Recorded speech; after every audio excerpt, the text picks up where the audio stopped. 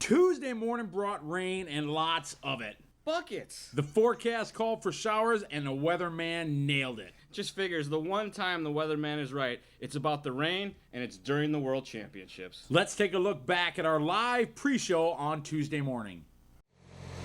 Everybody, we're here trackside in the rain, day number 2, supposed to be a practice. We're here in the official LiveRC poncho in the rain, and as you can see from behind me, the track is an absolute mess.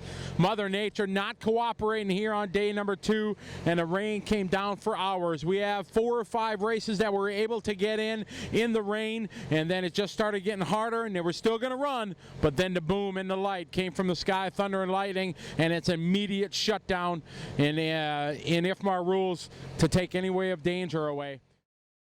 Everybody was very happy that racing was postponed on Tuesday morning. What they didn't know at the time, though, was that the rain was not going to let up, and racing would resume once the lightning stopped.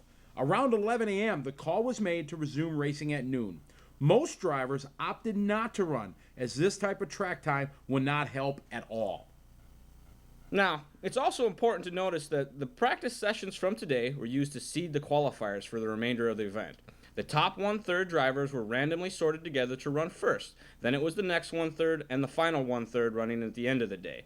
This brought up a very interesting strategy.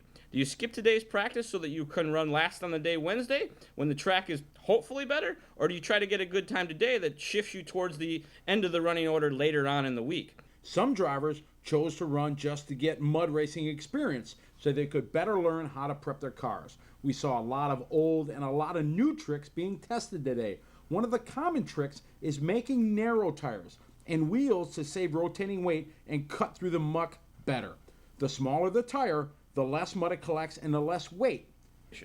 As Tuesday came to a close, we saw no improvement in track conditions as the rain continued to fall and very few laps were ran on the track to help clean off the racing surface. Very few laps were run because many people attempted, but a lot of them dropped out quickly with mechanical failure.